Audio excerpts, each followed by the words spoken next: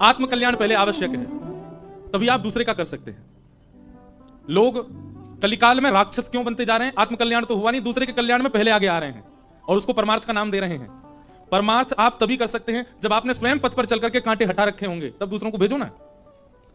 इसलिए भागवत जी के प्रथम श्लोक में कहा धर्म प्रवुजित कई तब उत्तर परम। अब देखिए एक बात सुनिएगा, सब लोग इधर देखो।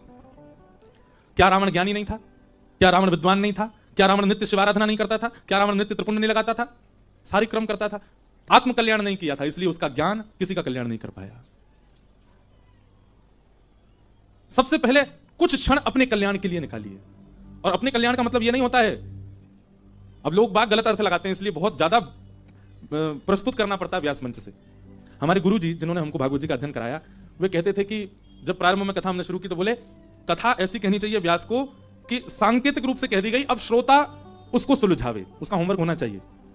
मतलब सारी बातें बिल्कुल स्पष्ट मत कर दीजिए मंच से, सांकेतिक रूप से कथा सुनाओ। पर अभी कुछ दिन पहले हमारे गुरुजी की आज्ञा हुई, सुनो सांकेतिक मत करो कथा। क्यों? ये कुछ भी अर्थ लगाते हैं लोग, इसलिए क्या करो, बोले विस्तृत करो, और बोले अब चीज को वहीं मंच से खोल दिया करो। अब ये हम हंस तो गए इस बात पर ये चिंता का विषय है। ज्यों ज्यों कलयुग आगे जा रहा है, हम सांकेतिक शब्द, सांकेतिक चर्चा को भूलते जा रहे हैं। अब हमको विस्तृत चर्चा चाहिए। अब आत्मकल्याण का अर्थ यहां बैठे कई लोग ये लगा सकते हैं कि भाई विश्वनाथ जी दर्शन करने जाओ, जितने लाइन में लोग खड़े, इनका नहीं, पहले मुझे होने चाहिए। ये आत्मकल्याण महाराज जी बता रहे थे। ये पीछे हटे, इनसे पहले मैं कर लूं दर्शन। सामने वाली माता जी दूध लेकर के जा रही है महादेव पर चढ़ाने के लिए, इनसे पहले मेरी बूंद पड़ जाए महादेव को, ये आत्मकल्याण है। नहीं, इन चीजों को आप आत्मकल्याण के रूप में मत लीजिएगा, ये आत्मकल्याण नहीं है। ये तो प्रतिस्पर्धा का भाव आ जाएगा आपके चित्त में। आत्मकल्याण का तात्पर्य है सत्संग से। अब सत्संग में आप क्या कर रहे हो? सब जाओ कथा सुनो, सब जाओ, सब हम बाहर खड़े ना, सब जाओ, आपकी व्यवस्था में खड़े।